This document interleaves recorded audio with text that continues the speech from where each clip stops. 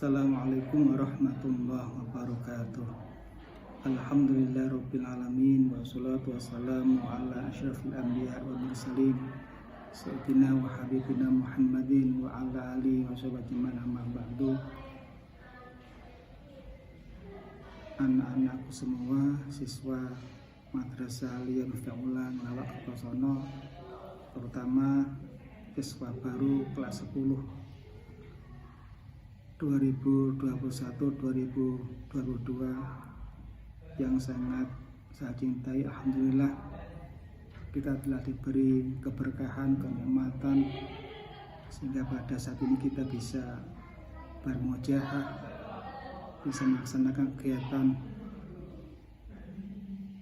masa ta'aruf siswa meskipun melalui daring, meskipun melalui online.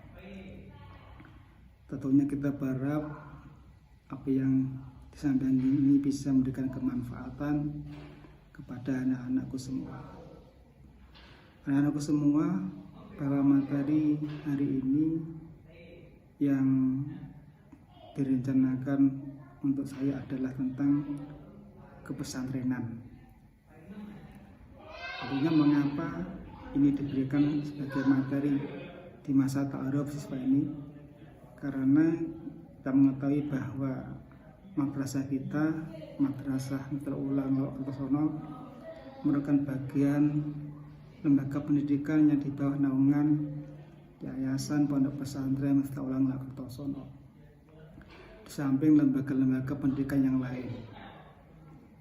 Di situ ada MAN, ada Madrasah Sanawiyah Negeri, ada Madrasah Sanawiyah Miftahullah, ada SMK Al-Fatah, serta lembaga sekolah tinggi ilmu agama Miftahullah.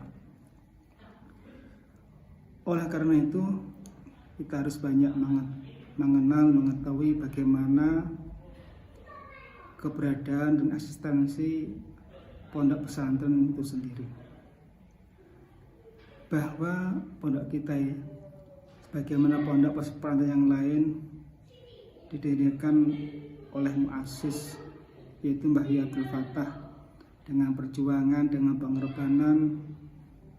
Beliau adalah salah satu dari sekian santri kinasih Mbah Yai Adresyah Hasyim Asy'ari Tebuireng Jombang. Dan apa yang dilakukan beliau mulai awal membabat pondok ini tidak lepas dari rumah Mbah Yai Syekh Hasyim Asy'ari. Oleh sebab itu penting kita mengetahui bagaimana pesantren itu, agar kita tidak lepas dari historis, tidak lepas dari semangat kita ada di MAM ini, sehingga kita tetap memahami dan menyadari bahwa kita tidak hanya sebagai siswa MAM, sekaligus juga sebagai santri dari pondok pesantren yang dimuasisi Mbah Yai Abdul Fattah ini.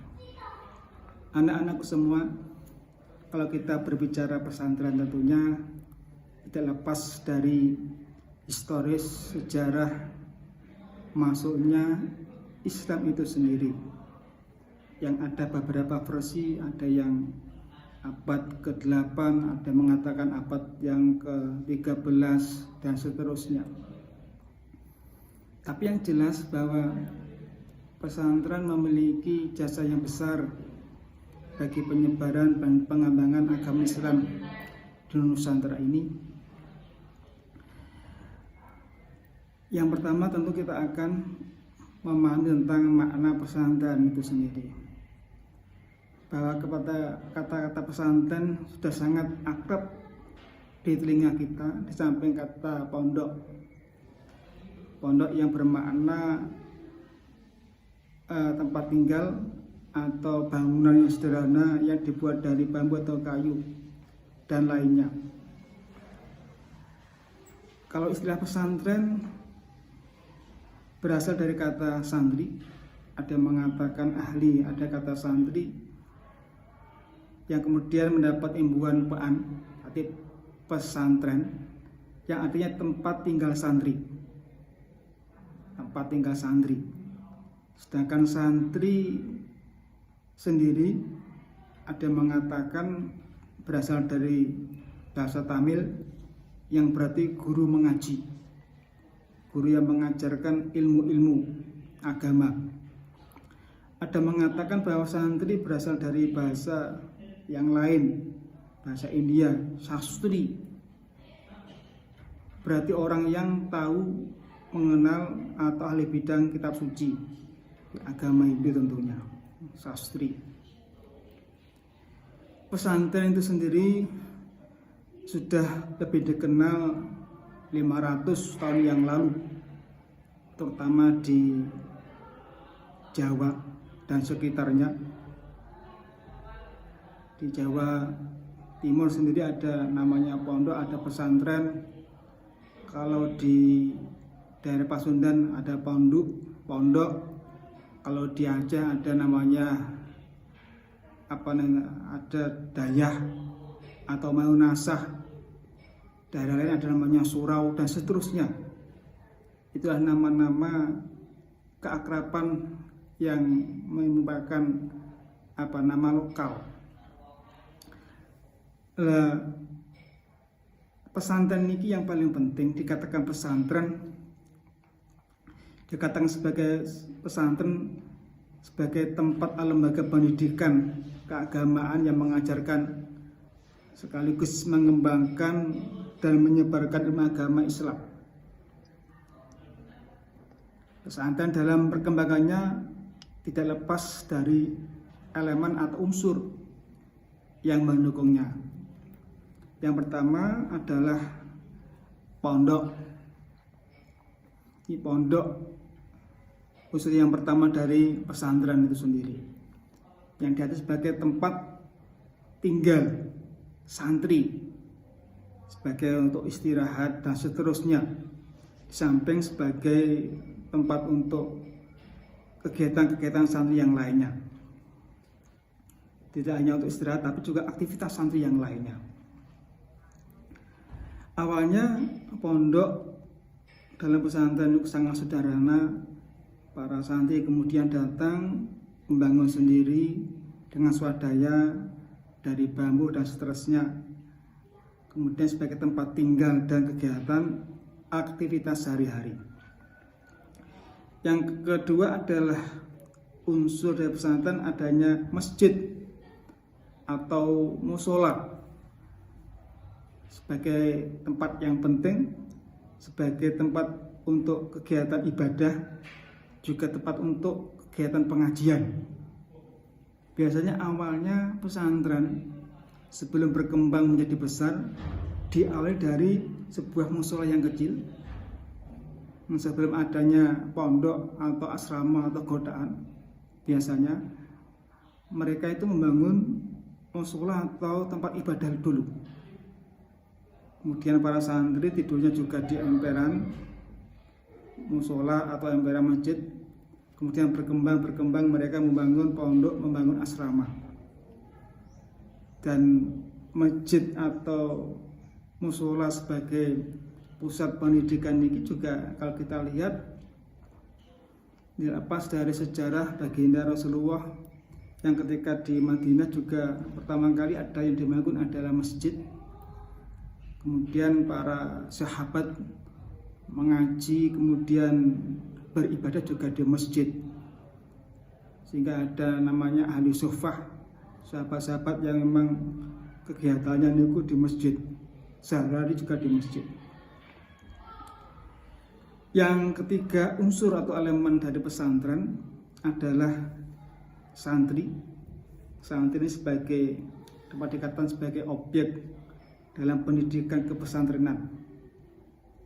Maka tanpa santri, maka seorang kiai dari suatu pesantren tidaklah berarti.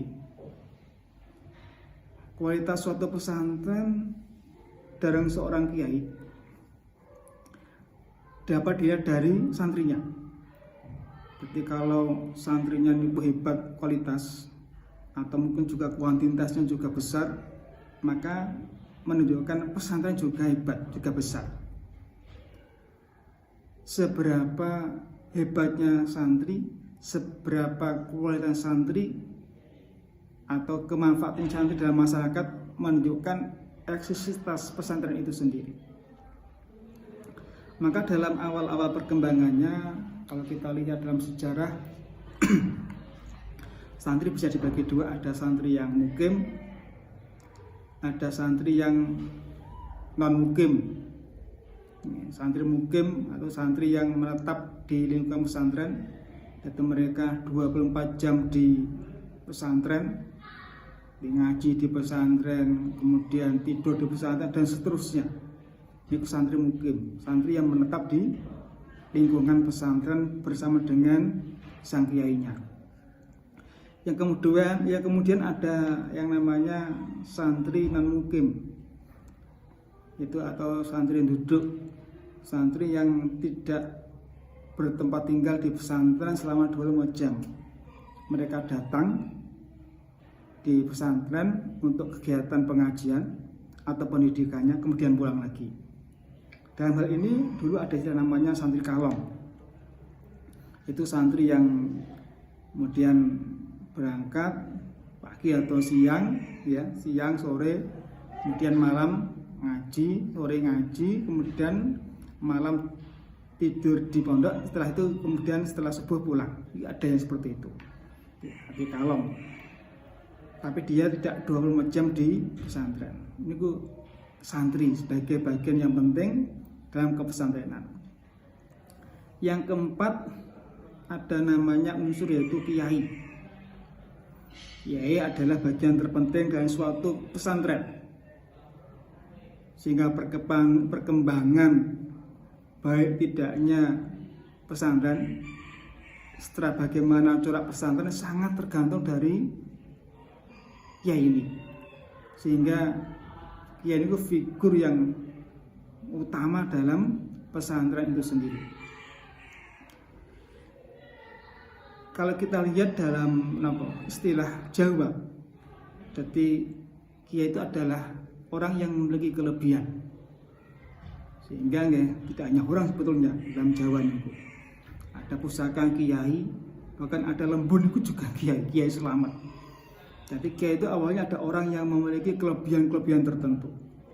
Kemudian ini diserap dalam bahasa pesantren, orang yang memiliki kelebihan dalam ilmu agama. Kiai dalam lingkungan pesantren memiliki fungsi sentral sebagai pendidik, sebagai pengajar, sebagai pengambil kebijakan dalam hal apa saja, dalam kepesantren terutama. Sehingga sangat pentinglah seorang kiai ini. Dan dalam masyarakat, kiai itu bukan nggak bisa dengan bentuk SK. Jadi kiai itu ada pengakuan dari masyarakat itu sendiri. Sehingga kadang-kadang ada orang yang secara nasab tidak kiai, karena punya kelebihan keilmuan, ia disebut kiai, sehingga memiliki pesantren. Jadi kiai itu sebetulnya adalah sebutan secara non formal dari masyarakat itu sendiri. Yang kelima, unsur yang penting dalam pesantren adalah sistem pengajaran atau kurikulumnya, kurikulum dalam pendidikan kita. Jadi pesantren memiliki beragam sistem pengajaran yang berbeda-beda. Jadi sistem pengajaran itu bagaimana cara atau teknis seorang kiai mengajar santrinya. Maka secara garis besar pesantren berdasarkan awal kemudian perkembangannya memiliki 3 sistem pengajaran pendidikan seorang kiai kepada santrinya. Ini awal-awal perkembangannya. Yang pertama ada bentuk bandongan. Bandongan itu adalah bagaimana seorang kiai membacakan teks kitab, membacakan, kemudian santri mendengarkan dan memberi makna. Namanya sistem bandongan. Yang kemudian yang kedua adalah sistem sorokan. Sorokan itu sistem di mana ada santri, kemudian dia membaca teks atau kitab di hadapan seorang kiai atau gurunya. Gurunya kemudian menyemak, kalau betul dibetulkan, salah disalahkan. Biasanya sorokan ini ada untuk santri-santri sudah levelnya level atas. Ini adalah bentuk sistem pengajaran.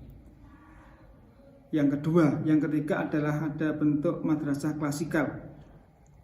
Ini adalah pengembangan dari bentuk sistem pengajaran di pesantren, yang mana adalah madrasah klasikal ini adalah pengembangan dari sistem yang ada dengan pengelompokan berdasarkan kemampuan santri. Sehingga ada kelas-kelasnya, ada kelas awal, ula, wusta, ulia, dan seterusnya. Dulu kalau di Ngelawak ada istilah ibtida atau sifir, sani, dan seterusnya. Ada sanawiyah, ada aliyah. Ini berdasarkan madrasah klasikal, berdasarkan kemampuan santri dan kitab-kitab yang berbeda. Kitab-kitab atau fan-fan yang diajarkan dalam sistem pengajaran, kalau awal itu kitab-kitab yang fan-fannya adalah ada fan tauhid, ada fan fikih, ada usul fikih, kemudian tajwid tentang membaca kitab Quran. Kalau tauhid niku tentang bagaimana kita mengimani kepada Allah, sifatnya dan seterusnya. Kemudian termasuk kitab-kitab sucinya, rasulnya, dan hal-hal yang berkaitan dengan ketauhidan, keimanan. Kalau fikih itu berhubungan dengan hukum-hukum, hukum-hukum ibadah atau yang non ibadah. Bagaimana caranya sholat, bagaimana taharah, ini dibahas dalam fan fikih. Ada usul fikih, ada tajwid, ada ilmu bahasa.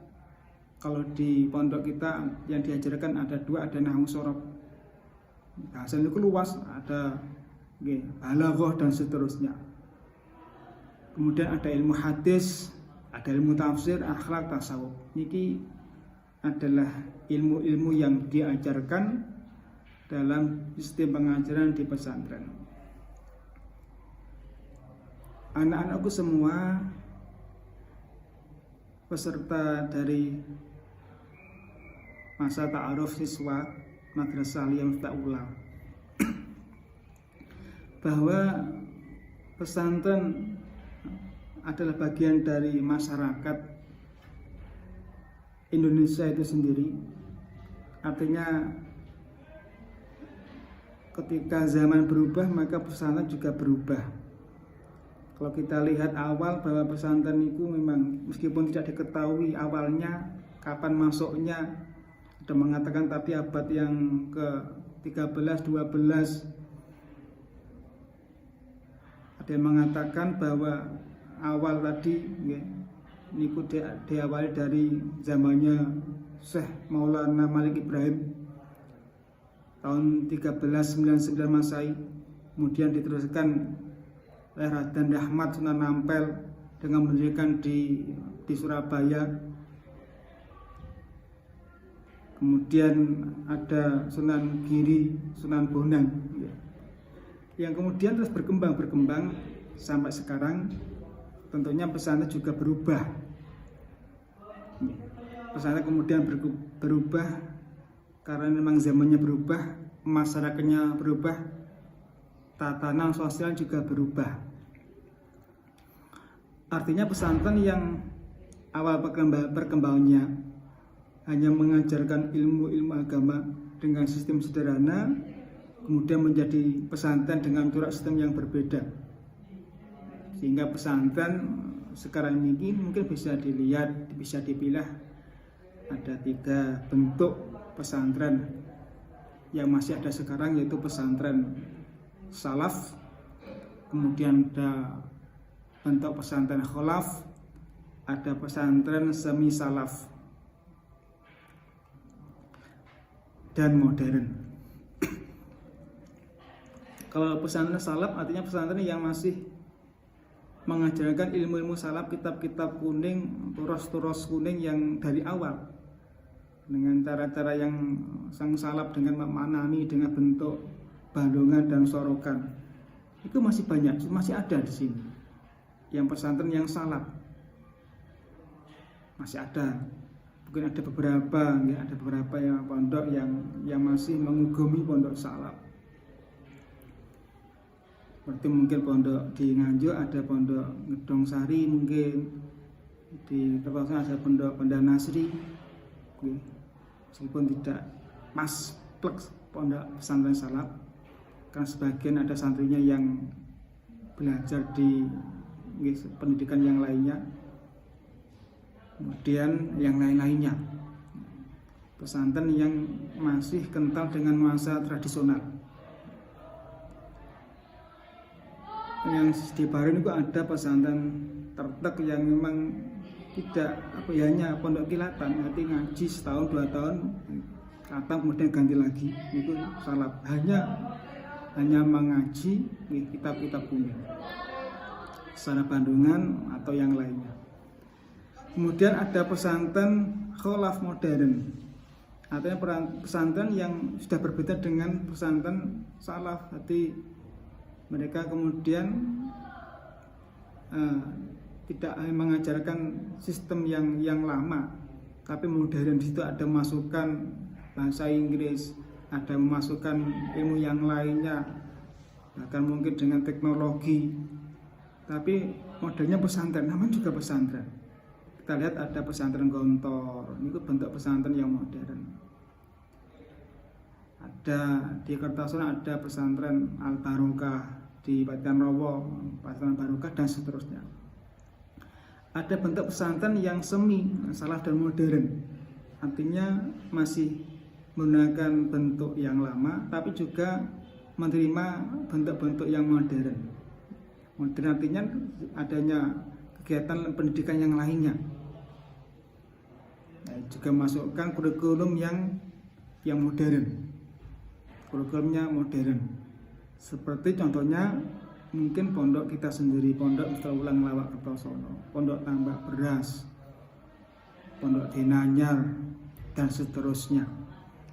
Ada pengajian kitab kuningnya, ada madrasah diniyahnya, ada hafalannya, sorokan, ada bandungan, menghafalkan imriti, kemudian juga menghafalkan yang lainnya, menghafalkan nausorob.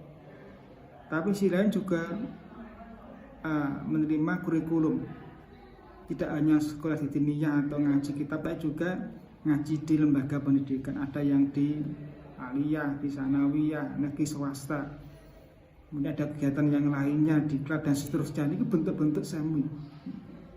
Jadi mereka juga kemudian mendapatkan pengakuan ijazah madrasah yang aliyah atau sanawiyah, juga melakukan pengakuan dari pesantren. Niki yang juga sebenarnya banyak niki pesantren yang kemudian tidak hanya salah tapi kemudian berkembang sami, karena memang perkembangan zaman membutuhkan seperti itu. Anak-anakku semua, bahwa kalau kita lihat dari awal tadi perkembangan, bahwa fungsi pesantren pada awalnya kan sebagai sarana islamisasi, sarana untuk dakwah Islamiyah. Bagaimana kalau para wali-wali dulu, Wali Songo termasuk Sunan Ampel ya, itu mengembangkan Islam secara keilmuan, yang di Ampel Denta sebagai pusat dari santri, kemudian ngaji di Raden Rahmat, Sunan Ampel, kemudian mereka pulang dan macam-macam menyebarkan, artinya mengembangkan, menyebarkan agama Islam melalui bentuk keilmuan pengajian. Namun kemudian perkembangan adalah sebagai perkembangannya fungsi pesantren kemudian ada 3 hal paling tidak. Ada 3 fungsi pesantren kalau kita lihat sekarang ini. Yang pertama adalah sebagai pusat berlangsungnya transmisi keilmuan, itu tentunya ilmu Islam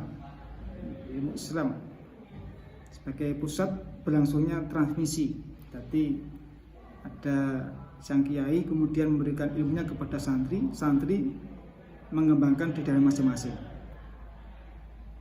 Yang kedua, sebagai penjaga dan pemelihara keberlangsungan Islam yang tradisional, sebagai penjaga dan pemelihara keberlangsungan Islam yang rahmatan lil alamin, yang wasatiyah, yang sekarang kemudian ada istilah Islam Nusantara, Islam yang corak khusus, artinya yang berada di negara Indonesia yang Nusantara ini.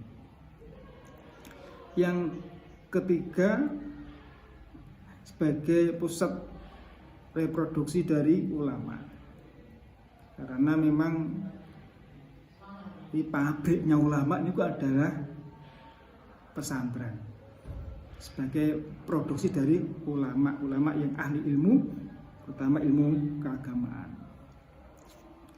Ini tentang pesantren. Maka yang paling penting dalam hal terakhir ini, jadi kalau kita menginginkan kesuksesan pesantren, maka ada dua hal yang perlu kita lihat. Yang pertama adalah kedalaman atau kualitas ilmu dan kebersihan jiwa dari pengasuh, dari kiai. Yang pertama, bagaimana pesantren bisa sukses. Jadi tingkat keilmuan sekaligus kebersihan hati, ini yang paling penting. Maka kita lihat bagaimana dulu kiai-kiai betul-betul mencurahkan semua ilmunya untuk pengembangan pesantren.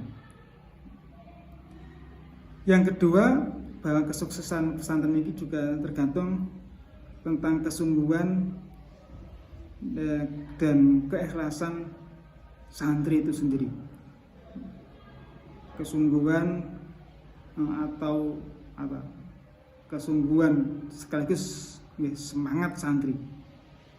Sehingga dulu ada jargon dari Mbah Yai Abdul Fattah, muassis dari Pondok Miftahullah, ketika memberi semangat kepada santri untuk mondok dengan jargon santri harus mempunyai bekal cengkir.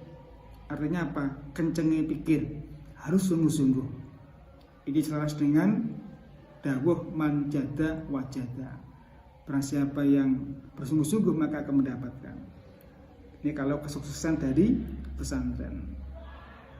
Sehingga kalau santri semangat, atau kiainya semangat, tapi kalau santrinya tidak semangat, sungguh-sungguh, maka percuma. Harus ada dua hal ini. Yang paling penting, bagaimana pesantren bisa sukses. Itu mungkin anak-anakku sedikit yang bisa saya sampaikan tentang bagaimana itu pesantren secara umum. Kalau nanti kita lihat pesantren secara khusus, pesantren yang kita cintai ini, pesantren Pondok Miftahullah Ngelawak, mungkin secara garis besar bahwa pesantren ini pertama kali didirikan oleh Mbah Yai Abdul Fattah, atau dulu terkenal dengan Mbah Imam Jalalain. Beliau ini putra dari Yai Arif. Mbah Arif ini putra dari Mbah Yai Hasan Alwi Banyan Kediri, tokoh utama, termasuk tokoh yang sentral. Beliau kemudian beristri dengan Bunyai Nur Aini yang masih keluarga, masih misanan. Beliau dari Paku Kediri. Itu adalah sedikit profil dari Mbah Yai Abdul Fattah beserta keluarganya yang dulu memang santri kinasih Mbah Yai Hasyim Asy'ari. Bahkan beliau niki kemudian menjadi istri yang terakhir dari Mbah Hasyim Asy'ari. Dan apa yang termasuk Mbah Yai ini mendirikan pondok di Ngelawak juga berasal dari tentunya dorongan dari Mbah Hasyim Asy'ari. Kok tidak di mana, kok tidak kembali ke mbahnya atau kemana, karena termasuk gurunya. Tapi santri itu kan mengikuti dawuh dari gurunya tersebut, dari kiainya. Kemudian pondok ini awalnya akhir tahun 30-an, 39 tidak salah, sebelum kemerdekaan. Mbah Yai Fatah kemudian dapat dengan asalnya dengan mendirikan musola dan rumah kecil, kemudian dibangun dengan bantuan beberapa orang-orang yang dermawan dari Tebuireng, bahkan membawa beberapa santri atau cantrik santri beliau. Berarti dari Tebuireng ke Ngelawak itu beberapa santri, ada 9 atau 7 santri yang kemudian santri awal berkembang sampai banyak. Bahkan dia mengatakan, yang saya dengar dulu cerita dari nenek saya sendiri, Mbah Nur Aini, tahun 40-50 sampai 900 santrinya nih awal-awal. Dan beliau mendapatkan keturunan ada 9 yang nyebar di mana-mana. Yang di sini, yang di Ngelawak ini ada Bunyai Musinah ibu saya, ada Yai Mutiullah atau Gusham.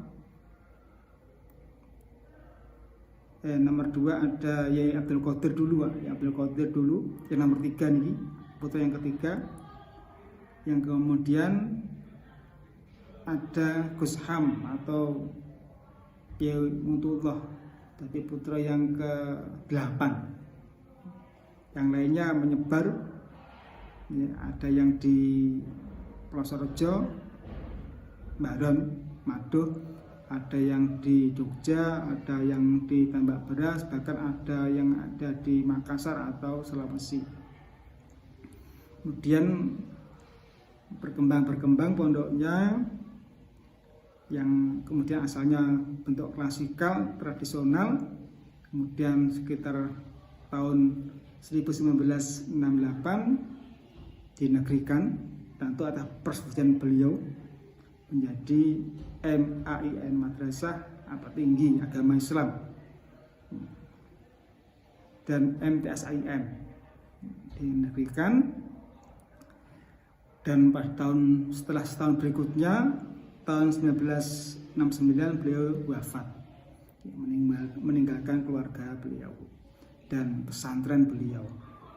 Kemudian ini berkembang pondoknya, yang kemudian ada yayasan yang sehingga saya tahun awal 80-an awal, ada yayasan Pondok Pesantren Miftahullah.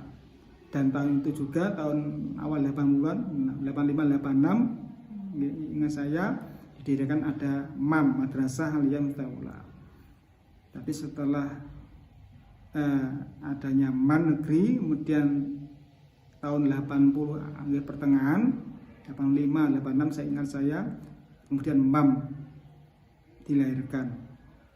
Kemudian berikutnya ada MTSM, termasuk MTSM, kemudian ada STAIM, ada SMK Al-Fatah. Ini beberapa perkembangan yang ada di pondok pesantren kita. Sampai sekarang pondok ini tetap eksis, alhamdulillah. Tetap ada kegiatan pengajaran, di situ ada madinnya. Madin itu sebagai bentuk dari kegiatan pengajian, pengajian yang memang wajib diikuti oleh santri. Karena santri itu memang tujuannya untuk mencari ilmu, ngaji, samping kegiatan sekolah. Ini berkembang. Semoga pondok kita, pesantren kita, termasuk di bawahnya juga ada MAM dan yang lainnya, bisa berkembang dan memberikan kemanfaatan dan kemaslahatan bagi umat. Itu mungkin saja yang dapat saya sampaikan dalam pemaparan materi tentang kepesantrenan, terutama pesantren yang kita ketahui, pesantren Miftahullah ini. Semoga ada manfaatnya, ada kurang lebihnya mohon maaf. Assalamualaikum warahmatullahi wabarakatuh.